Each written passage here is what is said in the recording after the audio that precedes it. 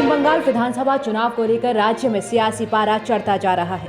सत्तारूढ़ तृणमूल कांग्रेस के कई विधायकों ने पार्टी से इस्तीफा दे दिया है। इन विधायकों ने आज गृह मंत्री अमित शाह की मौजूदगी में मिदनापुर में भाजपा का दामन थामा। मिदनापुर में रैली को संबोधित करते हुए अमित शाह ने सूबे की मुख्यमंत्री ममता बनर्जी पर जमकर हमला बोला। उन्होंने कहा कि किसानों मजदूरों की समस्या का हल पीएम मोदी के नेतृत्व वाली सरकार है। अमित शाह ने दावा किया कि हम राज्य में 200 से ज्यादा सीटें जीतेंगे। शाह ने कहा, बंगाल में किसानों और मजदूरों की समस्याओं का समाधान पीएम मोदी के नेतृत्व वाली भाजपा सरकार है। बंगाल में लगातार हो रहे विस्फोटों और हमलों का हल पीएम मोदी की अगुवाई वाली भाजपा सरकार है। अमित शाह ने कहा, भाजपा में जो लोग आज आ रहे हैं वो मां माटी मानुष के नारे के साथ निकले थे, लेकिन ममता दीदी की सरकार ने मां माटी मानुष के नारे को टोलबाजी, तुष्टीकरण और भतीजावाद में परिवर्तित कर दिया। गृह मंत्री ने कहा कि टीएमसी के राज में प्रदेश में भ्रष्टाचार और गुंडागर्दी बढ़ी। पीएम मोदी द्वारा अम्फान के दौरान भेजा गया सारा पैसा टीएमसी गुंडों की जेब में चला गया। दीदी कहती है कि भारतीय जनता पार्टी दल बदल कराती है। दीदी, मैं आपको याद कराने आया हूं, आपकी मूल पार्टी कौन सी है? तृणमूल कांग्रेस थी क्या? जब आप कांग्रेस छोड़कर तृणमूल बनाई तब वो दल बदल नहीं था। आज भाई शुभेंदु अन्याय के खिलाफ, बंगाल की जनता के शोषण के खिलाफ आपका साथ छोड़कर मोदी जी के साथ आ रहे हैं। आपको दल बदल लग रहा है दीदी, मगर दीदी ये तो शुरुआत है। चुनाव आते आते आप अकेली रह जाएगी। चुनाव आते आते जिस प्रकार की सुनामी को मैं बंगाल में देख रहा हूं, मित्रों, इसकी कल्पना शायद ममता दीदी ने नहीं करी होगी। आपने वादा किया था बंगाल के विकास का, बंगाल का तो कोई विकास नहीं हुआ। यहां पर टोलबाजी बढ़ गई, गुंडों को शरण मिली।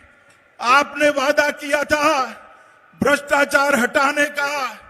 मोदी जी ने अम्फान तूफान के लिए जो पैसे भेजे, सारे के सारे तृणमूल के गुंडों के पॉकेट में चले गए। मित्रों, पॉकेट में।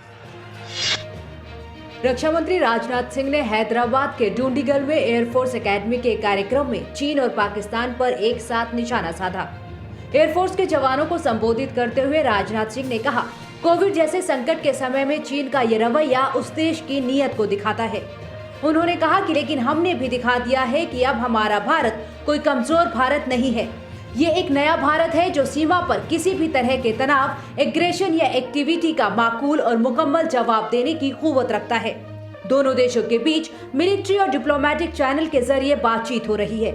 फिर भी मैं कहना चाहूंगा कि हम संघर्ष नहीं बल्कि शांति चाहते हैं, मगर देश के स्वाभिमान पर किसी भी तरह की चोट हम बर्दाश्त नहीं करेंगे।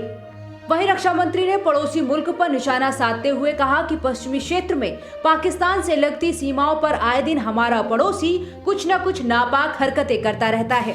एक नहीं बल्कि 4 युद्धों में मात खाने के बाद भी पाकिस्तान आतंकवाद के जरिए एक प्रॉक्सी वॉर लड़ रहा है। वेस्टर्न सेक्टर में पाकिस्तान से लगती सीमाओं पर आए दिन हमारा पड़ोसी कुछ न कुछ नापाक हरकतें करता रहता है। एक नहीं बल्कि 4 युद्धों में मात खाने के बाद भी हमारा पड़ोसी अब पाकिस्तान आतंकवाद के जरिए एक प्रॉक्सी वार लड़ रहा है।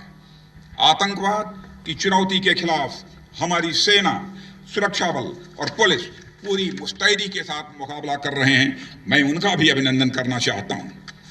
अब तो भारत आतंकवादियों के खिलाफ देश के भीतर ही नहीं बल्कि सीमा पर ही, सीमा पार जाकर भी प्रभावी कार्रवाई कर रहा है।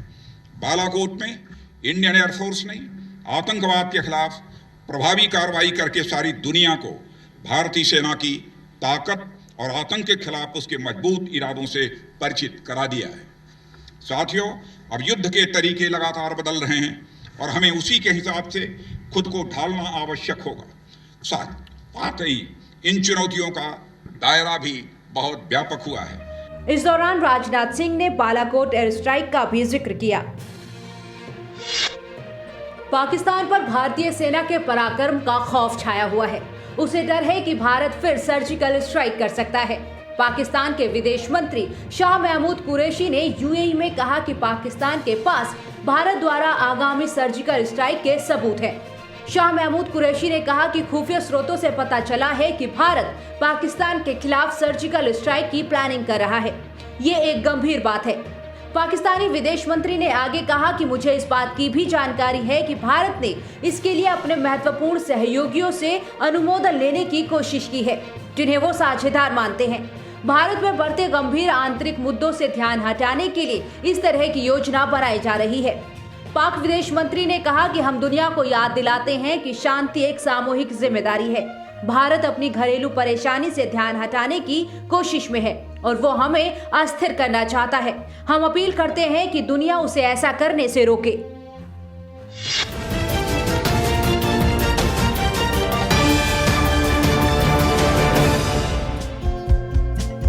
हमारे चैनल को लाइक, शेयर और सब्सक्राइब जरूर करें और नई अपडेट्स के लिए बेल आइकन दबाना ना भूलें।